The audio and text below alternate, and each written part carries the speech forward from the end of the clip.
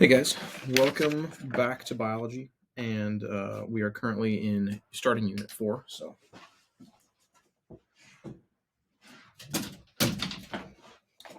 um, starting unit 4 just today, so we just would have finished unit 3. Unit 4 is all about cellular energy, carbohydrates, and also the processes of photosynthesis and cell respiration. And so, what we are going to do is start off with what we call carbohydrates and high energy compounds, because you kind of have to know this stuff to understand what's going on with photosynthesis and cell respiration, because it's all about making and breaking high energy compounds. That might be glucose, but it might also be other things like ATP and NADH, things we're about to start talking about. So, connect right here.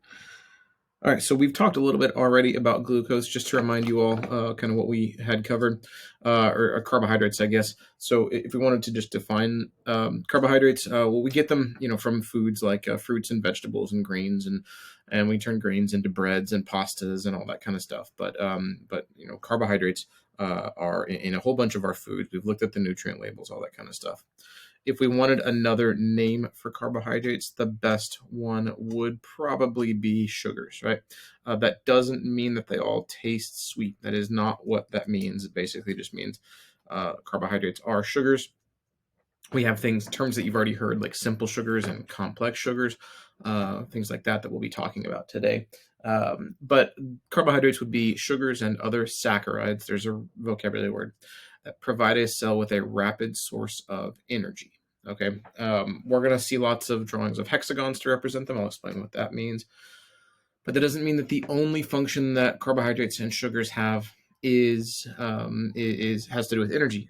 They have a couple other ones, and I wanted to point out too. The first one over here are some other functions of carbohydrates.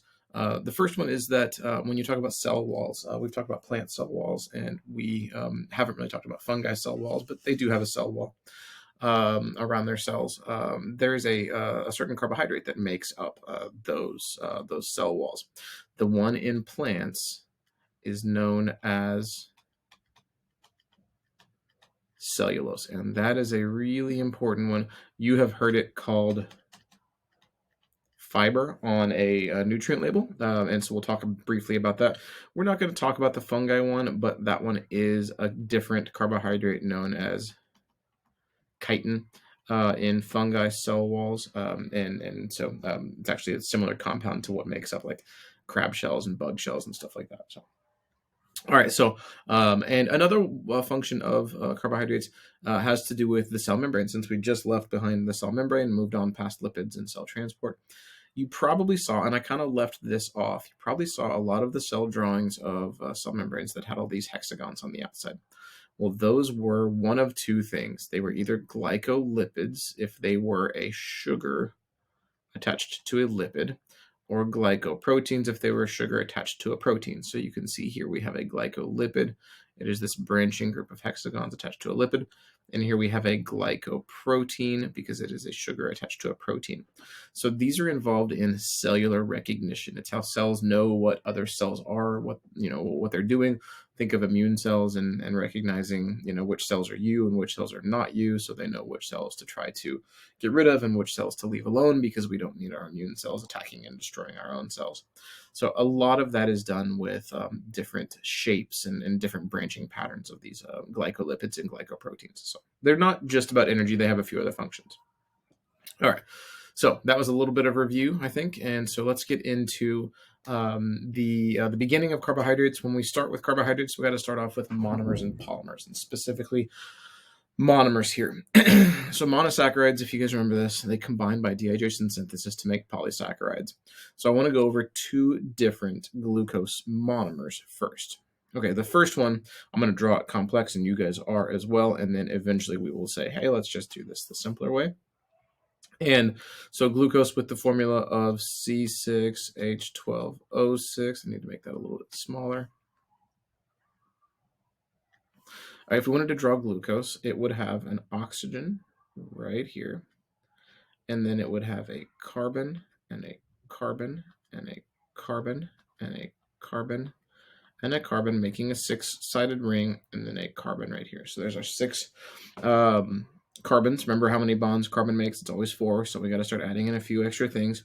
And so we put in some more oxygens, O, and oxygen, and oxygen, and oxygen.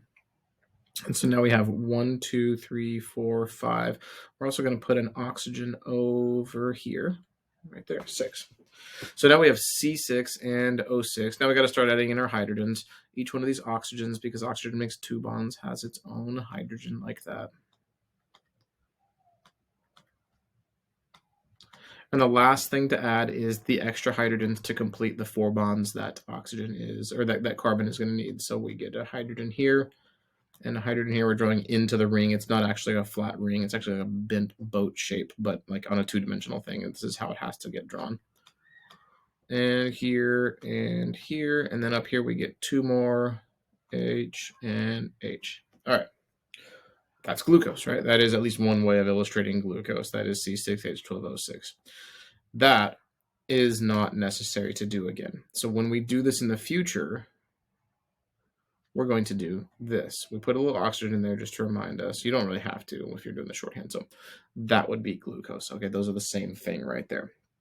So in this one, you have, you kind of leave off all your hydrogens and you leave off some of the oxygens. And at every little apex point right there, that would be a carbon, carbon, carbon, carbon, carbon. Sometimes you put a little flag up there representing the last carbon, but we don't even really do that. We just put the little hexagon and that means the same thing. So these are all the same thing. Okay. All right.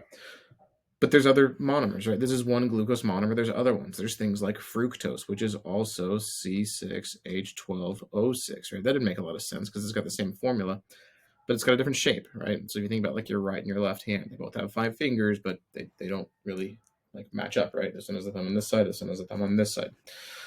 I'm not going to bother drawing the expanded form like that. Just show you guys that fructose, if you happen to see this, has a 5-sided structure, where on the right hand side we get a carbon here with a hydrogen and a hydrogen and then an oxygen and a hydrogen, and then here we have that other oxygen and a hydrogen. I'm leaving off the carbons and the hydrogens, oxygen and a hydrogen, and then we get the final carbon, OH, H, H.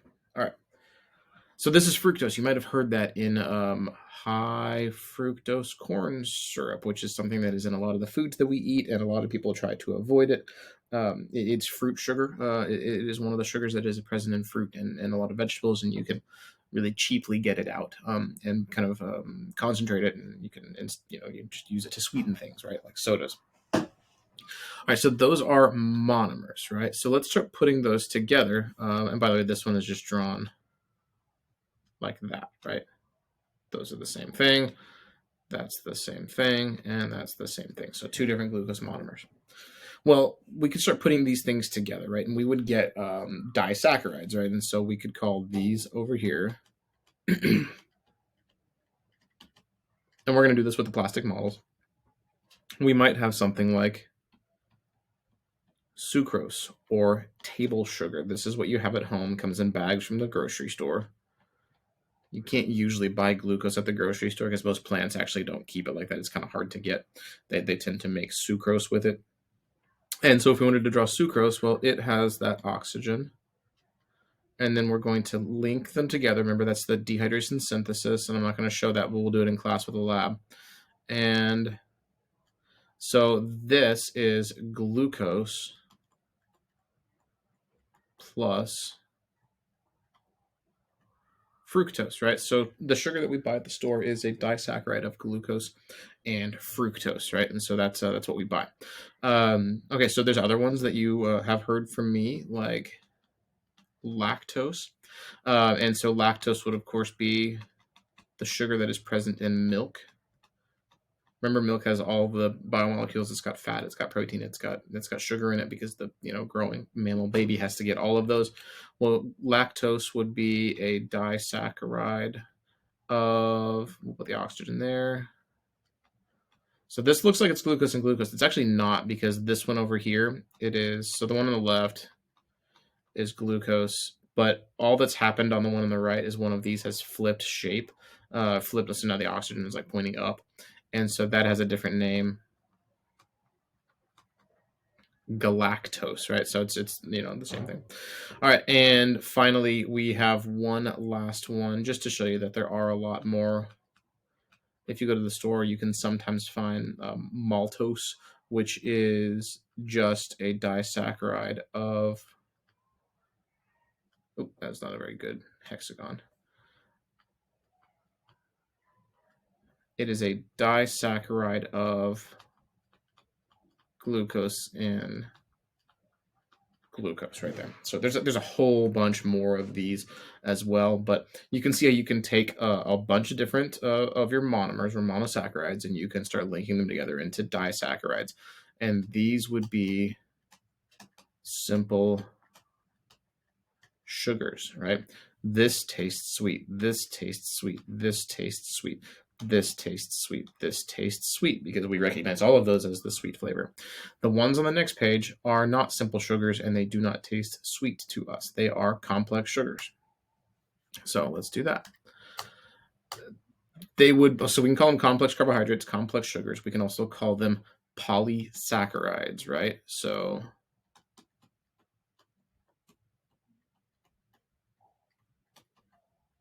if you just keep linking these sugars together with a sugar and then a sugar and then a sugar and then a sugar and a glucose, then you're going to get polysaccharides and polymers and complex carbohydrates.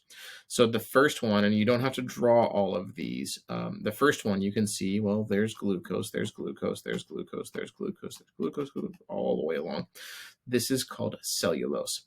This is known as plant fiber. This is the one that makes up plant cell walls. Okay, and so it's really hard. Think of like a 2x4 piece of wood. Well, it is made up almost entirely of the dead cell walls of those plant cells, and these little cross-linking chains right here happen like all over it. It would be like and all of that makes it really, really, really, really hard. And it can support the weight and the mass of like a 150-foot tree can be held up with just a bunch of sugar. And if you go chew on the bark of that tree, it doesn't taste sweet because we cannot digest. When I say we, I mean people. So you can't go outside and start eating bark and get any energy from it because we can't break that bond right there. We can't break it. We can't digest it. So we don't ever get any energy from it. That doesn't mean we don't need it. We actually need to eat plant cell walls. It keeps your body functioning properly. It keeps you full, not energy full, but like, feeling kind of full. Keeps your intestines working properly. So you have to eat it, but you just don't get any energy from it. And so that's why they put it on the back of food labels, because it's plant fiber. So over here, we have amylose or starch. Okay, you can also see that amylose or starch is made of glucose, right? And it has the oxygens pointing down, right? And so we can digest that, and we can digest that. We can digest that. So this is the thing that is in like potatoes and wheat and crackers and all that kind of stuff, and so we can break that down. It doesn't taste sweet to us because it doesn't happen until a little later on in the digestive system, but as soon as you break it down and you just get glucose out of that, that would taste sweet right there. And so that actually it is sugar. It just doesn't taste very sweet, but a potato is made up of pure glucose molecules. They're just strung into these complex kind of chains right here. There is another word that you might see, okay, because our bodies have to do this as well. And so we also have, and by the way, you can have branches here as well. That's all that is showing. We as animals also have to store energy temporarily for about a day or two, enough to live for a day or two, in the form of carbohydrates. And we do that with animal starch, which is also known as glycogen. Your muscles are full of it. Your liver is full of it. And you can live for a day or two on the amount of glycogen that is stored inside your liver. So if you happen to see glycogen or amylose or starch, they're all kind of the same thing. There's a little technical difference between glycogen and amylose with branching, but it doesn't really make any difference for us. Just to say that those are examples of complex polysaccharides, complex sugars, complex polysaccharides. And if you have forgotten here, by the way, OSE, right? That is a little signifier that says, hey, these are sugars. These are carbohydrates. And finally, to finish this up, there are other high energy compounds that are not carbohydrates. Okay, so we're talking about some molecules that are not carbohydrates. The two that I want to talk about right now, because you have to know what these are for the next rest of this unit, are ATP, which stands for adenosine triphosphate. Right, I'm just going to use the phrase ATP, but it stands for adenosine triphosphate. And NADH, which I won't really say this anymore, but it stands for nicotinamide dinucleotide with a hydrogen attached, right? They don't have a better name for that. It just means with a hydrogen. That's actually how it's written. Okay, so let's focus on ATP first. This is ATP right here, okay? It is called that because it has this adenosine group. It's got a little tiny sugar here called ribose, and it has this adenine. We call it adenosine. And then there are 3 phosphates attached, and this is high energy. Okay, we can actually shorten this, and let me delete that. If we wanted to draw this, and I do want y'all to do this, we could put the oxygen. Let's do that, and then we can put adenine. Right there, and then up here we can put phosphate, phosphate, phosphate, right? So this ATP is the thing that cells use to do work. Okay, if anything needs to be done that we would consider work, like think muscle cells contracting, right? Think active transport pushing molecules against their concentration gradient, then cells can use ATP to do that. And the reason that works is that this right here, this third phosphate, because the phosphates are all really big and they're all very negative and they don't want to be close to each other. It's a very high energy bond. And so this can actually break. And if you break ATP and you separate this, and we no longer have that, and this is separate, and then this is separate, then you have an ADP, which is going to be low energy. Okay, so we got this low energy molecule. And so you can release that energy. Now, what that actually means, and this is really kind of like technical here, but I want y'all to hear this. It's not some magic energy source, right? What it means is if you take ATP and you break off that phosphate right there, so then you get ADP, you can attach that phosphate onto some other thing, some like, protein that contracts in muscles, some channel protein or something like that. And this thing is so big over here that it can change the shape. And so you can have this uncontracted muscle that then contracts. You can have the transport protein that is open on one side that then becomes the transport protein that is open on the other side. So cells are constantly moving around these negative phosphates from this protein to that protein, turning proteins off, turning proteins on, contracting and relaxing and all that kind of stuff. And it's all because ATP gets used and turned into low energy ADP right there. So we're going to come back to this in the next topic because we're talking about energy and energy cycling and that kind of stuff. But I did want to mention this because when we get into like glycolysis and all that kind of stuff, we're going to talk about this thing right here. NADH is, and I'll see how I define this. It is an electron carrier. Okay, so it will temporarily hold energy. That energy is in the form of an electron extracted from carbohydrates. Okay, so what that means is you can have this version right here, which we call NAD plus, which does which has this positive charge. You really can't see it right there. It's got a positive charge right there, and it's got one hydrogen. And then if you happen to gain maybe an extra hydrogen and some electrons from breaking down carbohydrates, as we're about to talk about, and extracting the energy, then you can actually put that hydrogen here for just a minute and then get rid of that positive charge with the electrons. And this thing will just hold on to it, okay? And so you've got this like little temporary electron storage molecule that the cell can then keep for just a little bit and then use. So these become super important as we continue through this unit, but there are other high energy compounds as well. So it's not always just about carbohydrates, but we'll come back to this stuff on the next unit. So that was 20 minutes on carbohydrates and other high energy compounds, and I will see you guys in class.